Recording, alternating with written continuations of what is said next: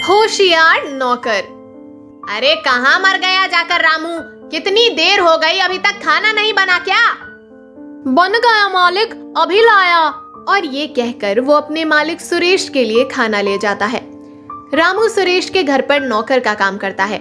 सुरेश बहुत बड़ा व्यापारी है और बहुत ही भुक्कड़ है, जिसकी वजह से उसे हर समय कुछ न कुछ खाने के लिए चाहिए होता है, जिस वजह से कभी कभार राजू बहुत ज्यादा परेशान हो जाता है।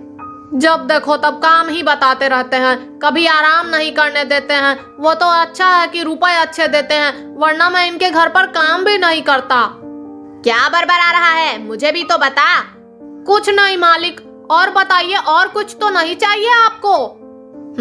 अरे नहीं नहीं, बस इतना ही, जब भूख लगेगी तो बता दूंगा। वैसे मेरे कुछ रिश्तेदार आ रहे हैं, तो उनके लिए बढ़िया सा कुछ बना देना। कितने लोग आ रहे हैं मालिक? अरे होंगे बस 10-15, ज्यादा नहीं। क्या 10-15? क्या हुआ, तू इतना परेशान क्यों लग रहा है? तू तो ऐसे परेशान हो गया जैसे मैंने तुझसे 50 लोगों का खाना बनाने के लिए कह दिया।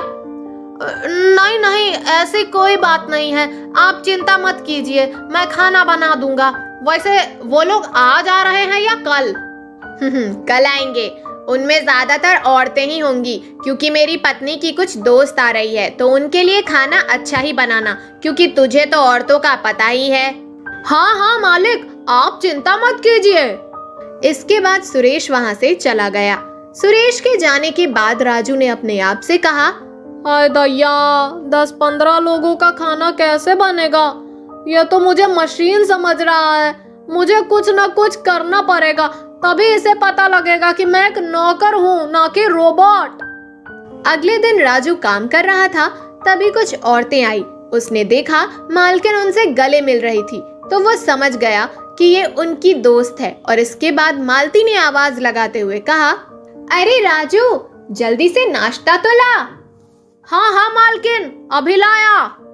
इसके बाद वो उन लोगों के लिए नाश्ता ले जाता है। सभी नाश्ता करने लगती हैं, तभी एक औरत बोली, अरे मालती, तेरे नौकर के हाथ में तो बिल्कुल भी स्वाद नहीं है, कैसी नमकीन बनाई है? क्या हुआ, अच्छी नहीं है? नहीं, मुझे तो बिल्कुल भी अच्छी नहीं लगी। यदि नाश्ता ऐसा है तो ये खाना कैसा बनाता होगा? तू कैसे इसके हाथ का खा लेती है? पर ये खाना तो बहुत अच्छा बनाता है। मुझे तो नहीं लगता है ये खाना अच्छा बनाता होगा। जब नाश्ता इतना बुरा रखा है तो खाना कहाँ से अच्छा बनाएगा? अगर आप बुरा ना माने तो एक बात कहूँ आपसे। हाँ हाँ बोल, क्या कहना है? मैं तो ठहरा नौकर और आप मालकिन हैं। मैंने सुना है मालकिन के हाथों में बहुत अच्छा स्वाद होता है। क्यों ना आप ही मुझे सिखा दीजिए? कम से कम मैं जहाँ पर काम करूँगा वहाँ पर बताऊंगा तो कि मुझे किचन मास्टर मिली थी और उन्होंने मुझे खाना बनाना सिखाया। अपनी तारीफ सुनकर वो औरतें बहुत ज्यादा खुश हो जाती हैं और वो औरत राजू से कहती है, क्यों नहीं, तू ऐसा कर, सारा सामान लगा दे, आज मैं तुझे बताती हूँ कैसे बनाते हैं खाना। पर तुम क्यों तकलीफ कर रही हो? तुम तो मेरी मेहमान हो ना। अरे इसमें तकलीफ वाली क्या बात है, आखिर ये घर भी मेरा है ना। और ये कहकर वो सभी औरत रसोई में चली जाती है और वहाँ पर काम करने लगती है। ये देखकर राजू मन ही मन बहुत खुश होता है और वो सभी औरतें खाना बनाने में लग जाती हैं।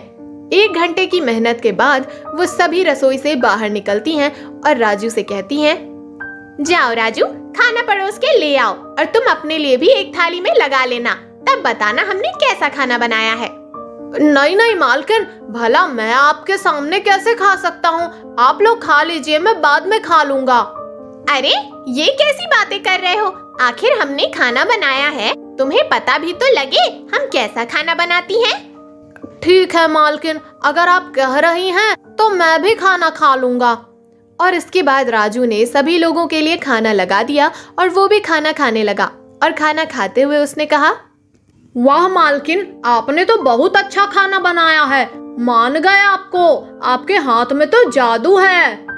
अरे बस बस राजू, इतनी ही तारीफ करो, तुमने अभी देखा कहाँ है, हम तो इससे भी बहुत अच्छा खाना बनाते हैं, ये तो जल्दबाजी में बना है।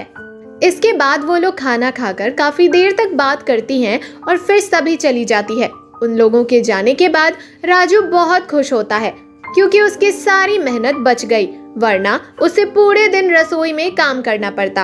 और उसने अपने आप से कहा, आज तो मैं काम करने से बच गया। किसी ने सच ही कहा है, अगर औरतों की थोड़ी सी तारीफ कर दो तो वो तुम्हारे लिए कुछ भी कर सकती हैं। और आज मैंने इसी का फायदा उठाकर अपना काम करवा लिया। और ये कहकर वो बहुत खुश हुआ, क्योंकि उसने होशियारी से काम लिया। अगर वो होशियारी से काम नहीं लेता तो वो रसोई में ही लगा रहता।